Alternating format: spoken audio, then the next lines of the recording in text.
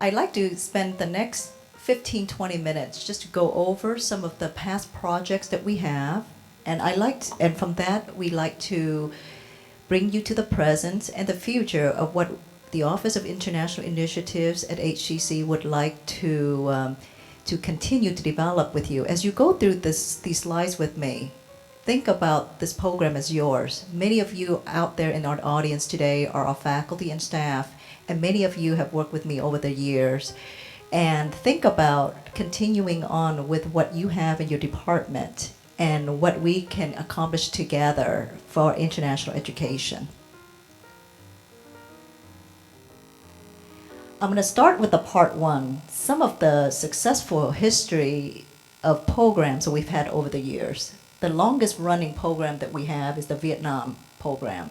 We started in 2001, and our first graduating class was in 2005.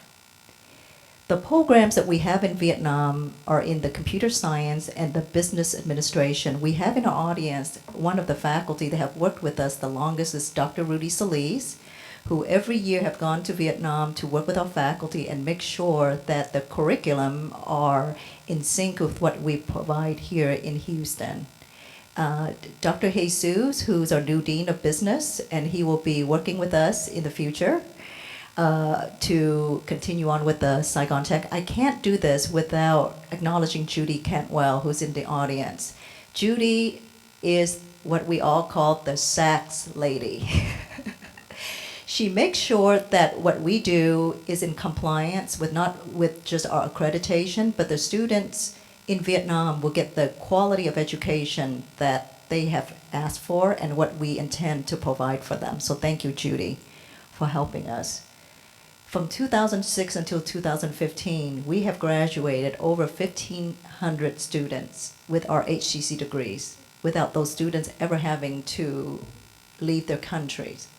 Many of those, actually, over 500 of those have come to HCC over the years to continue on with other degrees and the 4-year transfer.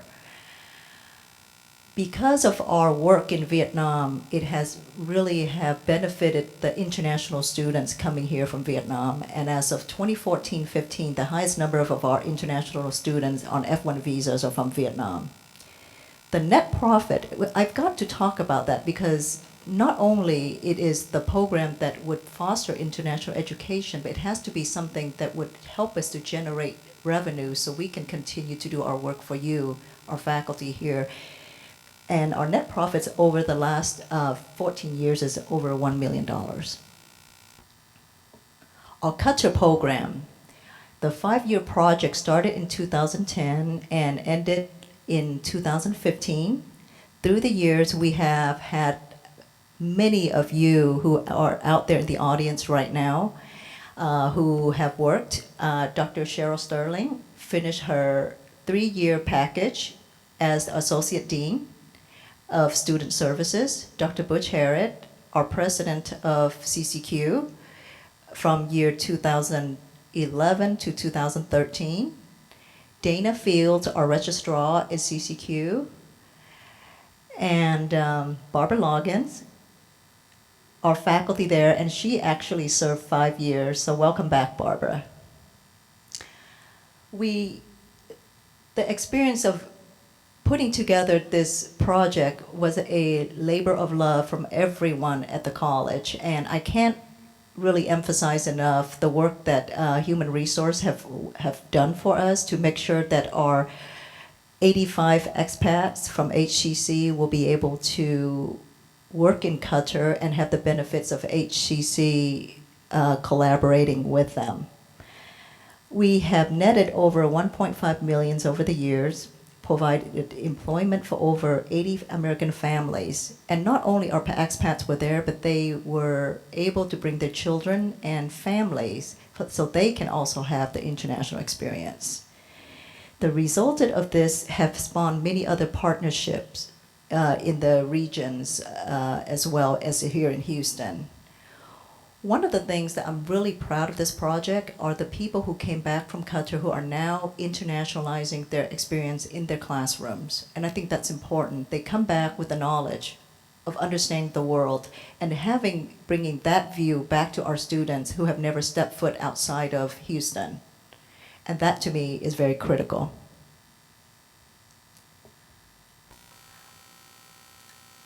I want to go on to some other partnership that we've had. The Saudi Arabian partnership was established in 2009 and it ended in 2013. We are in discussion with other projects here with the Saudi consulate office in Houston. Our main partner was with the Riyadh Community College, and as a result of that, we saw a huge spike of Saudi students coming to HCC on F1 visas. The American University Lebanon is a very interesting partnership because we partner with our local Texas Medical Center. In 2011, the Methodist Hospital came to me and wanted to know how they can have the PhD students in their pharmacy program in partner with Lebanon to be able to have the internship experience at the Methodist Hospital. The problem came for them is they don't have the visa issuance. So through us, we were able to bring these students in and have them actually take classes at the Coleman College while completing their PhD internship at the Texas Medical Center. This actually opened a lot of doors for us to think about working with the local businesses through the medical center. Our study abroad programs, spawning from some of the revenue that we established over the years, we were able to fund the Salzburg seminar, and later on you will come to meet the president of the Global Alliance program through the Salzburg seminar, but I'm going to save that for later. The program actually started in 2006 when we sent faculty and students to Salzburg every year, and many of them came back. Not only were able to internationalize their experience at Salzburg into the classrooms, but many of them have collaborated with me on other projects as well. I want to acknowledge Roslyn, who was our past Salzburg seminar this year. Raven went to Salzburg. And many others as well, but this is one of the collaboration that we plan to continue in the future. The Brazil study abroad is one that came from one small grant through the USAID grant, and over the years we have established other partnerships with Brazil. The U.S. Department of State grant, the CCIP, was started with us in 2011 in collaboration with Northern Virginia Community College. I want to acknowledge the students who are part of that program here. Can you guys just raise your hand? And thank you and welcome to HCC. This is a really interesting program where the State Department fund the students through a J visa program. The J visa allow for these students to come in on a short-term training program. But it was through the Northern Virginia who worked with us to send the students to us. And this partnership has been in existence for the last 4 years, and we are very, very proud of this partnership with other U.S. community colleges. The new direction that we want to take a look at from looking at what we have done in the past is that what about the local businesses here in Houston? Why are they important, and what is the connection with HCC? As Butch has pointed out earlier, Houston is an international city. And as many of you have already known, is that Houston is growing, Texas is growing, and everyone is taking notice of the offering that we have here, not only at HCC, but the great state of Texas. As Butch has pointed out, 1 in 4 Houstonians are born outside of the U.S. We have over 91 foreign consulates located here in Houston. I plan to work with many of them to bring in the J visa students, and I'm going to go into that in a little bit more. The Port of Houston is a very important partner for us to consider. We have a great number of sister city relationships. many Houston companies and Houston firms who are here and from abroad and working abroad who are here. I want to talk a little bit about the J visa issuance and why it is important for the direction that we're going to move forward. Since the 1980s, HCC has had the F1 student visas issued here, and that have brought us to consistently be the top community college as a destination for international students to come. It is a full 2-year program, and there are a lot of strict guidelines that the students who come in from an F1 visa must be on a 2-year plan. There is no other options for them. So therefore, I sat with some of our friends from the State Department, and we tried to devise a way to address what the local companies here are wanting to do, is to bring trainees in to train them to work at their local offices and as well as abroad. Through the J visas, we can actually do that. And the benefits for HCC is that it is actually a really, really good revenue generating initiative. We will be responding to the global needs for training at HCC. And once we get the visa issuance for J visas, HCC will be the only Texas community college to have this issuance. And we can work with other community colleges to bring in J visas on their behalf.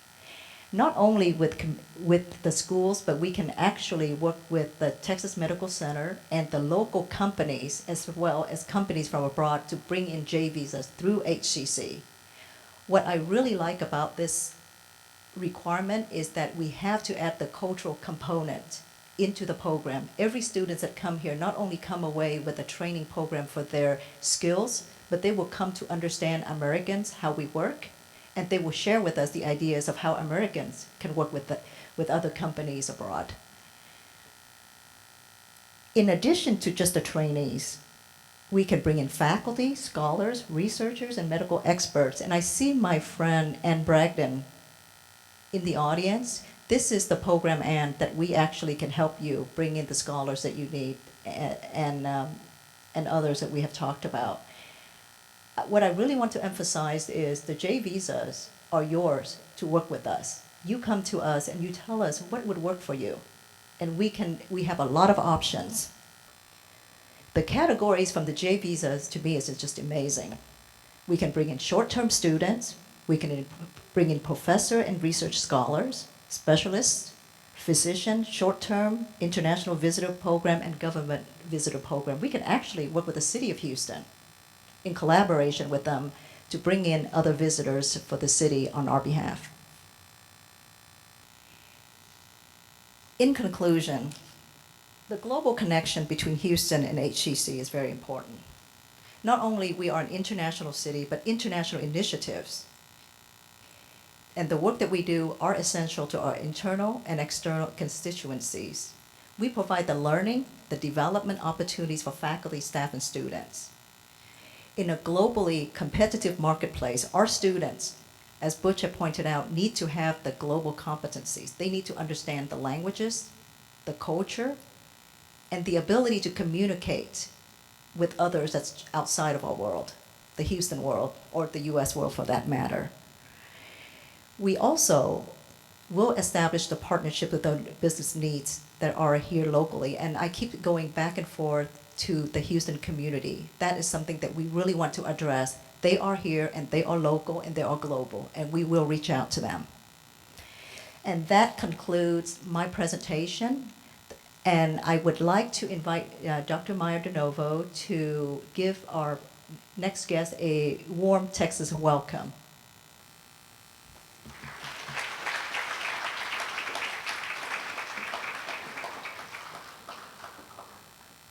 Very impressive, Gigi. So it's my great pleasure to introduce you to Jochen Fried, who is the president and CEO of the newly created Global Citizenship Alliance. This is an alliance that offers programs in association with the Salzburg Global Seminars. So both organizations are aligned and collaborate. And this past May, I had an opportunity to participate in the Salzburg Global Seminar and took 5 of our own students, and I must tell you, it was an absolutely transformative experience for all of us. And I think what we really walked away with was that understanding of what each of us is responsible for, and each of us has an opportunity to contribute to global citizenship. It really was a phenomenal experience, and Jochen has really been the heart and soul of this entire program. So we are really honored to have him. And just to give you a little bit more background, he really has been the one that has been developing these programs that highlight the pivotal role of education in building, as he calls, resilient and equitable societies. And he provided the conceptual and the strategic direction for this program, as well as for the Salzburg Academy on Media and Global Change. Jochen has worked with more than 20 countries on behalf of national and international organizations. He's frequently invited to be a speaker. He publishes regularly, and he has a PhD in German literature from Dusseldorf University. So please give him a big Texas welcome, Jochen Fried.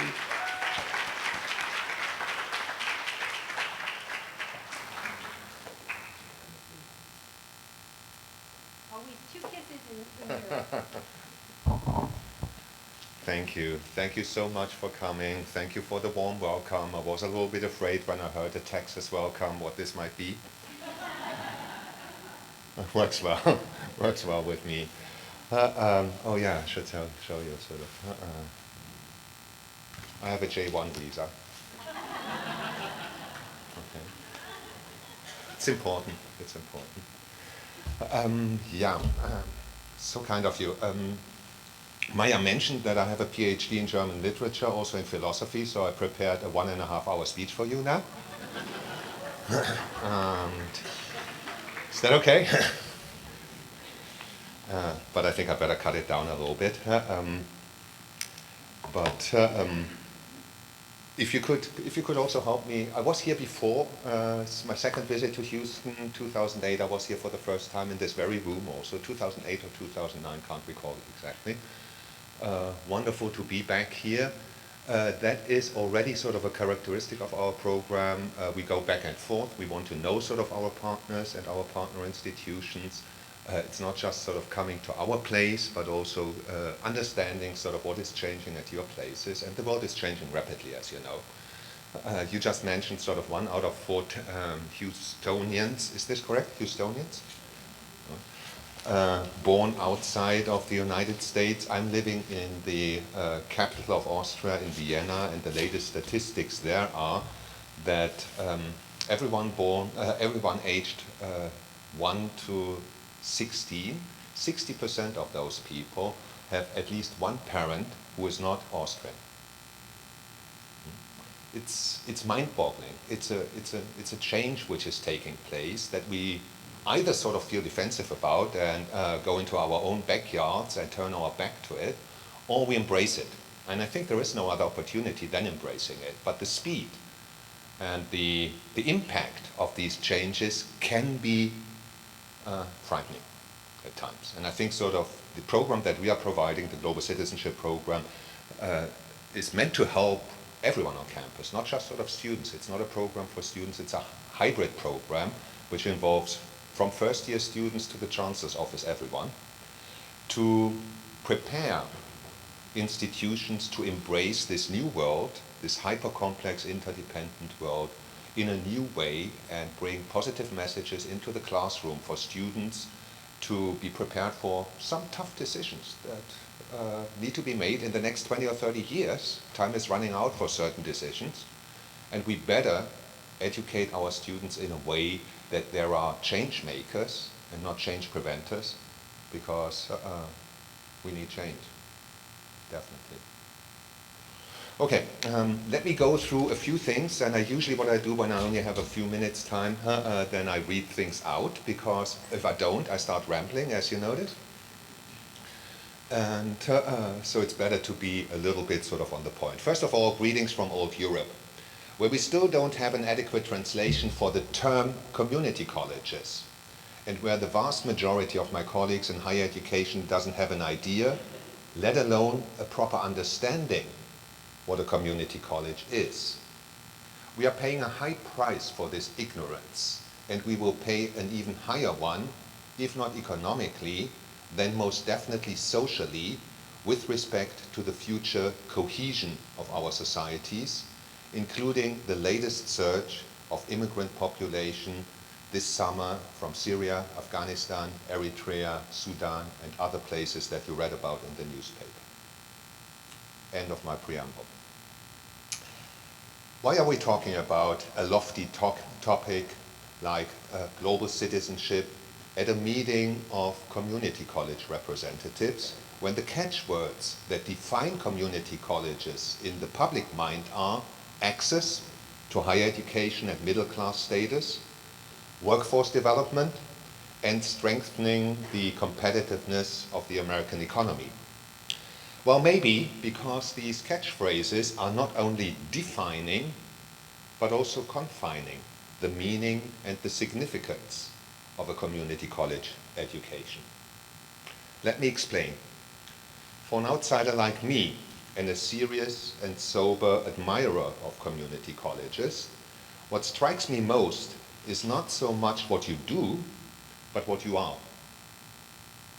All larger urban community college campuses that I know comprise of anything between 50 and 150 different nationalities among its student body, and a similar number of languages that these students speak as their native tongue.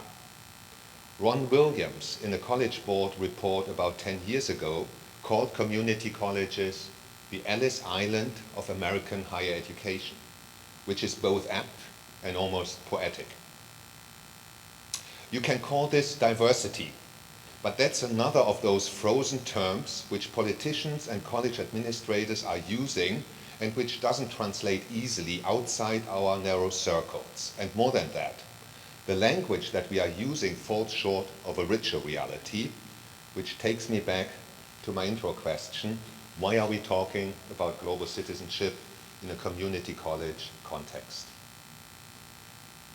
When I look at these hyper-diverse community college campuses, I see a global village in the making, a prefiguration of the global company, the global community, the global demos, the world house, in which, as Martin Luther King said almost 50 years ago, we have to learn to live and work together. And we have to learn this better and faster than ever before, for reasons which I will explain in a minute. For now, let me close my praise of community colleges by suggesting the following. Community colleges, seen from this perspective, are not only producers of middle-skilled human resource material to enhance the competitiveness of US economy on an increasingly global market. They are, at the same time, one of the country's largest producers of social capital and of opportunities, including the opportunity to experience human difference and diversity as a source of wealth and strength. When and if we do as we were told by the Founding Fathers in the seal of the United States of America, e pluribus unum, out of many, one, which is to say, when and if we create community. Maybe a bit provocatively, I would therefore argue that we should add a new meaning to the first word of the name community colleges. It is true that community originally referred to the local college close by, serving predominantly the local population and the local demands of the labor market. However, as an effect of the globalizing economy, local populations, local businesses, and local communities and circumstances are changing rapidly.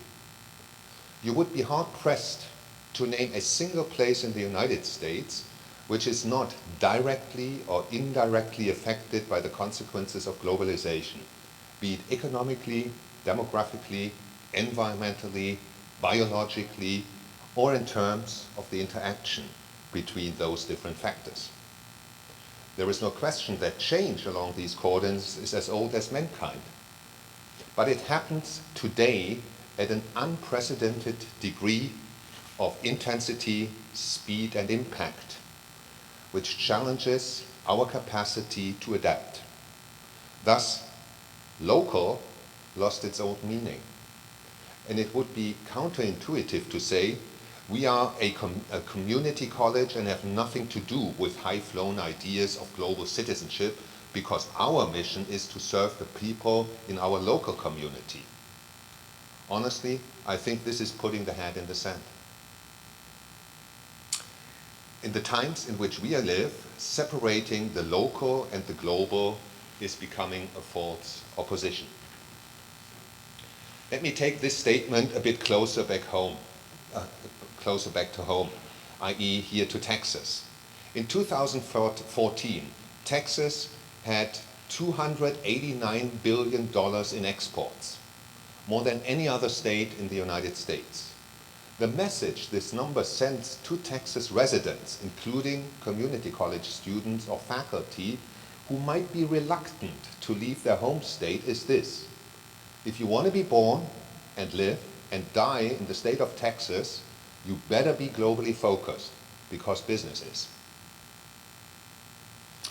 Make a quick Google search and find out who writes and talks about global perspectives, global competencies, global mindset and global responsibility, etc.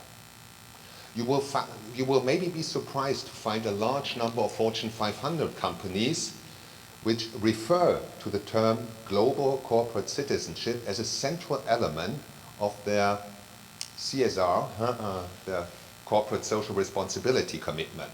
Just to name a few: Xerox, FedEx, HP, Microsoft, Citigroup, IBM, Seagate, the Starwood Hotels, and many, many others. Coca-Cola maybe also. There is a Ford Motor Company Center for Global Citizenship at Northwestern University. Not in the social sciences, in the School of Management. In fact, the trademark for the term global citizenship is owned by a business school in Arizona.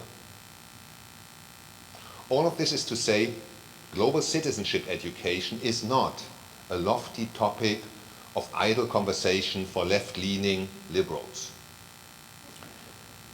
It is at the very core of what is of eminent interest to the future employers of your students. They are looking for a local workforce which is conscientiously prepared to live and work in a hyper-complex, interdependent society of the 21st century and contribute to expanding a sustainable framework for global engagement and global business.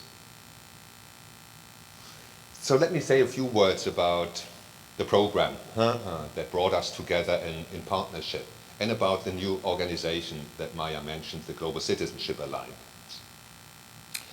The Global Citizenship Program started in 2004 and has by now involved close to 3,300 students, faculty, and senior level administrators, which attended more than 70 week-long seminars on global education, predominantly held at the home of the Salzburg Global Seminar in Salzburg, Austria. Within the past 12 years, this Global Citizenship Program has become one of the largest, most systematic, and most comprehensive programs on global citizenship education in the United States. In total, we have worked with about 80 different higher education institutions here in the US. Some of the defining characteristics. From the outside, it has the appearance of a short-term study abroad program for students or a faculty development program. However, it's a hybrid program. It's focused on institutional change and adaptation of teaching and learning to meet the needs of graduates in a globalizing world. Right from the beginning, community colleges were a central component of this program. In fact, it started as an initiative of several community college presidents and chancellors, including your former chancellor, Mary Spangler.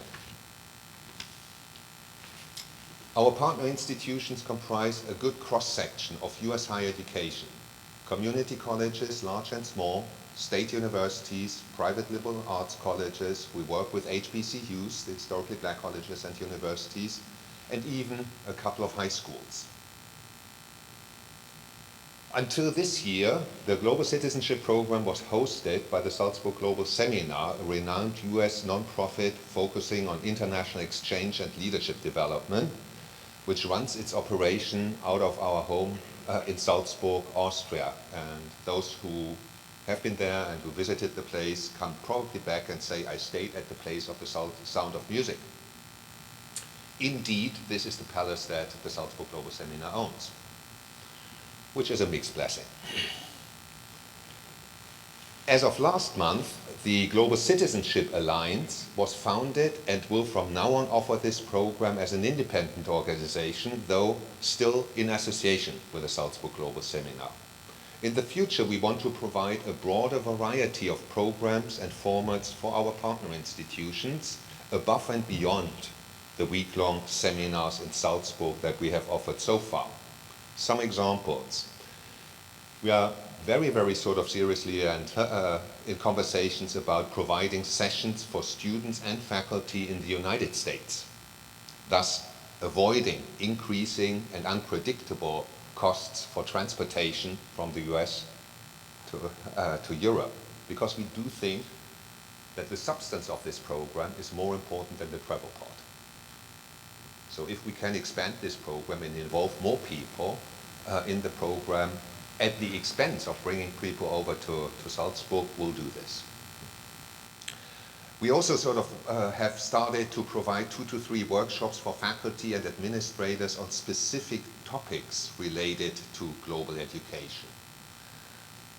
We are offering consultancies for individual colleges and universities to help develop strategies to globalize the campus. And there will also be in the future subject-specific seminars on global education, for example, for business students or for STEM students.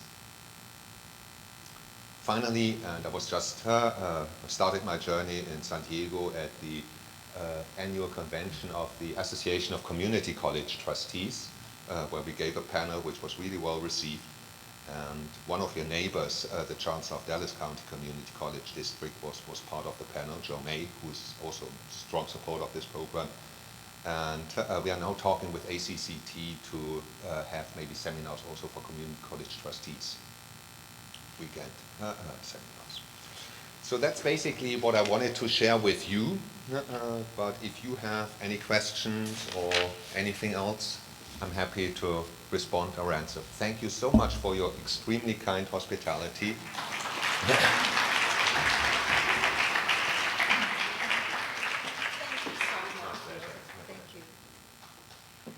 Thank you, Jochen. And I want to end that note to let you know that in our discussion with Jochen last night, the Salzburg program have over 80 U.S. community colleges and university collaborating with them every year. Through our J visa, we plan to bring Salzburg to Texas, and we plan to have those 80 institutions come to us to work through us with a Salzburg seminar, so that's in the works.